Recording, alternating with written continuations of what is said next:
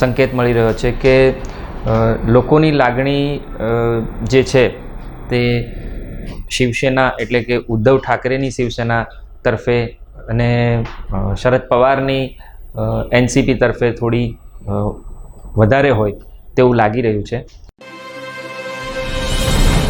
નમસ્કાર, ખબર છે.com પર આપનું સ્વાગત છે. હું છું વિરાંગ ભટ્ટ અને આપણી સાથે આજે છે ચેતન શેઠ. ચેતન શેઠ વરિષ્ઠ પત્રકાર છે અને ગુજરાતના રાજકારણ પર સતત નજર રાખતા હોય છે, પરંતુ આપણે એક પાડોશી ધર્મ પણ નિભાવીએ કે પાડોશી રાજ્ય મહારાષ્ટ્રની અંદર કે જે આપણી સાથે જ હતું 1960 સુધી. 1960 પછી એ આપણાથી છૂટું પડ્યું છે એટલે આપણો ભાઈ જ છે. ત્યાં શું એના ભાઈના ઘરમાં શું થઈ રહ્યું છે એના વિશે આપણે ચેતનભાઈ પાસે જાણકારી લઈશું કે મહારાષ્ટ્રની રાજકારણમાં છેલ્લા 2 વર્ષમાં બહુ મોટા ફેરફારો આવ્યા અને મોટા ફેરફારમાં ગુજરાતનો બહુ મોટો ફાળો હતો. જે શિવસેનાની ઊભી ફાળ પડી એની અંદર સુરતનો રોલ હતો. સુરતમાં એના એમએલએ લાવવામાં આવ્યા. પછી જ્યારે એનસીપીમાં જે ડિવિઝન થયું એમાં પણ ગુજરાતનો રોલ હતો એવું કહેવામાં આવે છે. આવું બધું થયા પછી મહારાષ્ટ્રની અંદર હવે લોકસભાની ચૂંટણીમાં ઘણા બધા મેજોરિટી બેઠકો ઉપર મતદાન થઈ ચૂક્યું છે અને એ મતદાનની ઉપર જે પહેલા 2 વર્ષમાં જે ઘટનાક્રમ બન્યા એની શું અસર પડી છે અને શું 48 બેઠકો જે છે, એટલે એવું કહેવાય કે ઉત્તર પ્રદેશમાં 80 બેઠકો છે લોકસભાની, સૌથી હાઈએસ્ટ આપણા દેશની. એના પછી 48 બેઠકો મહારાષ્ટ્રની છે. એટલે 48 બેઠકો પર ચૂંટણી થશે એટલે થઈ ગઈ છે. અમુકમાં 23 બેઠકો પર બાકી છે. તો હવે ત્યાં બીજેપીને કેટલી મળશે? બીજેપીની જે મથામણ જે તોડફોડ કરી એનો કેટલો ફાયદો થશે અને કોંગ્રેસને કેટલી મળશે? શિવસેનાને, એનસીપીને શું રહેશે? એના વિશે આપણે ચેતનભાઈ સાથે વાત કરીએ. ચેતનભાઈ, શું રહેશે મહારાષ્ટ્રમાં? વિરાંગભાઈ, મહારાષ્ટ્રની અંદર જે પ્રકારનું વાતાવરણ છે અને જે પ્રકારનું મતદાન થયું અને છેલ્લા 4 ચરણની અંદર જે મતદાનની જે ફીડબેક જે મતદાન પછી જે આવ્યા છે તેમાં બહુ સ્પષ્ટ એવું એક મેસેજ મળી રહ્યો છે અને સંકેત મળી રહ્યો છે કે લોકોની લાગણી જે છે તે શિવસેના એટલે કે ઉદ્ધવ ઠાકરેની શિવસેના તરફે અને શરદ પવારની એનસીપી તરફે થોડી વધારે હોય તેવું લાગી રહ્યું છે. જ્યારે અજીત પવારની એનસીપી અને એકનાથ શિંદેની શિવસેના અને બીજેપી તરફે જે લાગણી હોવી જોઈએ અથવા તો જે લાગણી પહેલાં હતી તેવી અત્યારના નથી. એટલે ઇન ધ સેન્સ કે મહારાષ્ટ્ર તેની પાછળનું તમારું શું લોજિક છે એ તમે કહેવા માંગો છો કે ભાઈ આ લોકો પ્રત્યે લાગણી છે અને આ લોકો પ્રત્યે નથી? ફોર એક્ઝામ્પલ, ઉદ્ધવની શિવસેના પ્રત્યે લાગણી છે તો એની પાછળ શું કોઈ કારણ, કોઈ ઠોસ તમારું લોજિક છે? વિરાંગભાઈ, આપણે મહારાષ્ટ્રના રાજકારણને જો અવલોકન કરીએ ને તો મહારાષ્ટ્રમાં આપણે ઠાકરે પરિવારમાંથી છૂટા પડેલા રાજ ઠાકરેને આપણે છેલ્લા 15 વર્ષથી જોઈએ છીએ. રાજ ઠાકરે એ ઠાકરે પરિવારમાંથી જ બહાર આવ્યા છે. તેમની પાસે ઠાકરે સરનેમ છે. તેમની પાસે બાળા સાહેબ ઠાકરે જેવું એગ્રેશન છે. તેમની પાસે ઓરિજિનલ શિવસેનાના એટલે કે બાળા સાહેબ ઠાકરેના જ મહારાષ્ટ્ર અસ્મિતાના મુદ્દા છે. તે એગ્રેસિવ છે, તે વોકલ છે. એમની પાસે બહુ સારી વાચાળ પ્રકૃતિ છે તેમની અને એગ્રેશન્સ બી છે તેમની પાસે. છતાં રાજ ઠાકરે આટલું બધું હોવા છતાં પણ છેલ્લા 15 વર્ષથી મહારાષ્ટ્રના રાજકારણની અંદર પોતાનું વજન ઊભું કરવા માટે સંઘર્ષ કરી રહ્યા છે. લોકો તેમના પ્રવચનો, ભાષણો સાંભળે છે, તેમને આવકારે છે, પરંતુ જ્યારે મત આપવાની વાત આવે છે ત્યારે રાજ ઠાકરેને એ મતપેટીની અંદર લોકોનો સહયોગ મળતો નથી. મહારાષ્ટ્રમાં છેલ્લા 15 વર્ષથી મહારાષ્ટ્ર નવનિર્માણ સેના શરૂ કરીને રાજ ઠાકરે પોતાની જગ્યા બનાવવા માટેનો પ્રયત્ન કરે છે, છતાં તે સફળ થયા નથી. એટલે એ મહારાષ્ટ્રના લોકોનો છેલ્લા 15 વર્ષનો જે રિસ્પોન્સ છે કે ઠાકરે સરનેમ, ઠાકરે બાળા સાહેબ ઠાકરેના જ મુદ્દાઓ, બાળા સાહેબ ઠાકરે જેવી જ એક પ્રતિભા રાજ ઠાકરેની હોવા છતાં પણ મહારાષ્ટ્રના લોકોએ તેને સ્વીકાર્ય નથી. તો એકનાથ શિંદે જે ઉદ્ધવ ઠાકરેની શિવસેનામાંથી અલગ પડીને એમણે નવી શિવસેના પોતાની, એટલે કે એમણે જૂના સિમ્બોલની સાથે પોતાની શિવસેના સાથે મેદાનમાં ઉતર્યા છે લોકસભાની મેદાનમાં, તો એમને કેટલો રિસ્પોન્સ મળશે તો એ આના પરથી આપણે માની શકીએ છીએ કે ભાઈ જો રાજ ઠાકરેને જો ઠાકરે પરિવારમાંથી આવતા હોય અને આટલું બધું એગ્રેશન હોવા છતાં પણ જો લોકો, મહારાષ્ટ્રના લોકો તેમને નથી સ્વીકારતા, તો એકનાથ શિંદેને કેટલા સ્વીકારશે તે બહુ સ્વાભાવિક રીતે આપણે એનું આકલન કાઢી શકીએ એમ છે કે એકનાથ શિંદેને સ્વીકૃતિ રાજ ઠાકરે જેવી પણ કે જેટલી પણ નહીં મળી શકે.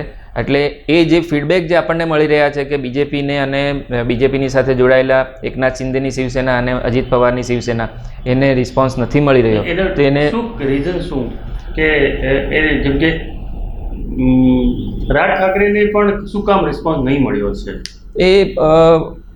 એનું કારણ એ છે કે શિવસેના એ છે એ કોઈ નેતાની પાર્ટી હોય તેવું નથી. શિવસેનામાં કે શિવસેનાની સાથે જોડાયેલો એક એક કાર્યકર એ પોતે જ આ પાર્ટીનો એક અભિન્ન અંગ છે. એટલે કોઈ નેતાને કારણે શિવસેનાની અંદર કોઈ માણસ જોડાયો હોય કે એની નેતા સાથે જોડાયો હોય તેવું નથી.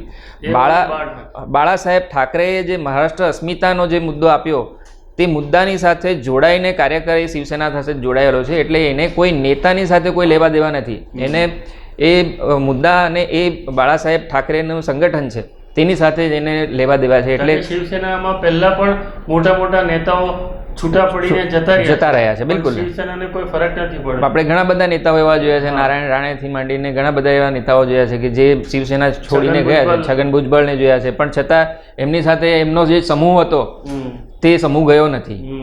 એટલે એકનાથ શિંદે પણ જો બહાર નીકળ્યા છે તો એમની સાથે પણ એ સમૂહ જાય તેવી શક્યતા બહુ ઓછી છે. એટલે આ પ્રકારનું કારણ છે. અને બીજું જે એનસીપીની આપણે વાત કરીએ તો એનસીપીમાં પણ શરદ પવારની જે મહારાષ્ટ્રના રાજકારણની અંદર પોતાની જે ભૂમિકા છે, તો આપણે કોંગ્રેસનું પાસ્ટ જોઈએ કે કોંગ્રેસની હિસ્ટ્રી જોઈએ તો કોંગ્રેસમાંથી અલગ પડીને અલગ જુદી પાર્ટી બનાવી હોય તેવા અનેક દાખલાઓ છે. જુદી પાર્ટીઓ બની હોય પછી 5-7 વર્ષ 10 વર્ષ પછી એ પાર્ટીઓ ફરી પાછી કાં કોંગ્રેસમાં વિલીન થઈ ગઈ હોય અથવા તો એ પાર્ટી સ્ક્રેપ થઈ ગઈ હોય, એને નામશેષ થઈ ગઈ હોય, એવા ઘણા બધા દાખલા છે. પરંતુ શરદ પવારની એનસીપી એ એકમાત્ર એવો દાખલો છે કે જેણે કોંગ્રેસમાંથી અલગ થઈને છેલ્લા 3 દાયકાથી પોતાનું અસ્તિત્વ સાબિત કર્યું છે અને મહારાષ્ટ્રની અંદર પોતાનું રાજકારણની અંદર સ્થાન ટકાવી રાખ્યું છે. એનો અર્થ એવો થાય કે મહારાષ્ટ્રની અંદર જમીન ઉપર શરદ પવારની પકડ સૌથી મજબૂત છે. પોતાના વ્યક્તિગત રાજકારણની અંદર ગ્રીપને કારણે તેમણે છેલ્લા 3 દાયકાથી પોતાનું અસ્તિત્વ જમાવી રાખ્યું છે. એટલે એ એનસીપીમાંથી છૂટા પડીને જો અજીત પવાર કે પ્રફુલ્લ પટેલ કે છગન ભુજબળ કે અન્ય નેતાઓ જો અલગ થતા હોય અને ભાજપની સાથે જતા હોય તો એ શરદ પવારની સાથે જોડાયેલા લોકો એમને તરફ આકર્ષાય એ માન્યતા કે એ માનવું બહુ વધારે પડતું હશે. એટલે જે પ્રકારે મહારાષ્ટ્રની અંદર તોડજોડ કરીને ભાજપે અત્યારે સત્તા રાજ્ય સરકારમાં મેળવી છે, પરંતુ એનો ફાયદો લોકસભાની ચૂંટણીની અંદર થાય એવું બિલકુલ દેખાતું નથી. તો એટલે બીજેપીએ ભૂલ કરી છે એવું તમે કહો છો કે એનસીપી શિવસેનાની અંદર જે એમણે ભાગલા પાડ્યા એ ભાગલા પાડવામાં એમણે ખોટું કર્યું છે બીજેપીએ? વિનાયકભાઈ, મારી દ્રષ્ટિએ તો ઘણી વખત કેવું હોય રાજકારણની અંદર તમારે કોઈક વખત નજીકનો ફાયદો લેવા જવામાં તમે દૂરનો ફાયદો ગુમાવી દો છો. એટલે આ જે શિવસેના અને એનસીપીની અંદર તડ પાડીને હાલમાં રાજ્યમાં સત્તા મેળવવા માટેની જે ભાજપની રણનીતિ હતી તે મને તો લાંબા ગાળાની રાજનીતિ માટે નુકસાનકારક પગલું હોય તેવું દેખાય છે. કારણ કે આ પગલાંને કારણે ભવિષ્યની અંદર મહારાષ્ટ્રમાં બીજેપીએ પોતાને એલાઇઝ ગુમાવી દીધા છે. જો આ ઇલેક્શનની અંદર જ જો એકનાથ શિંદેની શિવસેના અને અજીત પવારની એનસીપીને જો જાકારો મળી જાય તો ભવિષ્ય ભાજપ માટે ધૂંધળું થઈ જશે. એટલે ત્યાં વિધાનસભાની ચૂંટણી પણ હવે આવવાની છે. બિલકુલ, હા. તો વિધાનસભામાં પણ આ સ્થિતિ એવું નથી કે ભાઈ કેન્દ્રમાં નરેન્દ્રભાઈ મોદીને આપે અને લોકલમાં શિવસેનાને આપે એવી પોસિબિલિટી નથી? ના, બિલકુલ. મહારાષ્ટ્રની રાજનીતિની અંદર આપણે જોઈએ તો મહારાષ્ટ્રની રાજનીતિની સ્પષ્ટ રીતે દેખાય છે કે જેનો મહારાષ્ટ્રની રાજનીતિની અંદર હિસ્સો છે, માનો કે કોંગ્રેસ છે કે એનસીપી છે કે શિવસેના છે, તો એનો હિસ્સો એને એ પ્રમાણે એને લોકસભામાં પણ મળે છે અને રાજ્ય સરકારની એટલે વિધાનસભાની ચૂંટણીમાં પણ એને મળે જ છે. એટલે જો આ લોકસભાની ચૂંટણીની અંદર જો એકનાથ શિંદે અને જો અજીત પવારને જાકારો મળે તો એ શક્યતા બિલકુલ ઓછી થઈ જાય છે કે એમને આગામી વિધાનસભાની ચૂંટણીની અંદર શક્યતા એટલે સફળતા મળે. એટલે તેમના માટે લોંગ ટર્મ પોલિટિક્સની અંદર આ નુકસાનકારક નિર્ણય સાબિત થાય એવું મારી દ્રષ્ટિએ તો મને લાગે. 48માંથી રફલી કેટલી ડિવિઝન જો કરો તમે તો 48 બેઠકો જે મહારાષ્ટ્રની હતી તેમાં 2019માં ભાજપ અને શિવસેના ત્યારે સાથે હતું અને આરપીઆઈ એમ કરીને ભાજપ પાસે એટલે એનડીએ પાસે 41 બેઠકો હતી. આ બેઠકોની અંદર છેલ્લા 4 ચરણની અંદર કમસે કમ 8 બેઠકોનું નુકસાન થયું હોય તેવું તો દેખાય છે અને હજુ 23 બેઠકો ઉપર મતદાન થવાનું બાકી છે. આગામી ચરણની અંદર 20મી તારીખે એ 23 બેઠકો પર મતદાન થશે અને એ 23 બેઠકો પણ અમરાવતી અને એ વિસ્તારમાં છે કે જ્યાં શરદ પવારનું ને વર્ચસ્વ વધારે છે, તો ત્યાં પણ ફાયદો થાય અથવા તો 23 મેળવી શકે એનડીએ અથવા તો ભાજપ, એ શક્યતા બિલકુલ ઓછી છે. એટલે ત્યાં પણ બીજી 2-4નું નુકસાન થાય એવી શક્યતા જો આપણે જોઈએ તો એ 8 ને 5 13નું નુકસાન થાય એવું દેખાય છે. એટલે 41માંથી કમસે કમ 10થી 12 બેઠકો નુકસાન થાય એવું આપણે અત્યારની દ્રષ્ટિએ આપણને લાગે છે કે મહારાષ્ટ્રની અંદર બીજેપીને ફાયદો તો નથી થતો, બીજેપી અને એનડીએને 25ની આસપાસ બેઠકો આવી શકે. એટલે મેક્સિમમ 25 થી 30ની વચ્ચે બેઠકો મળી શકે એવી સ્થિતિ મહારાષ્ટ્રની અંદર દેખાય છે.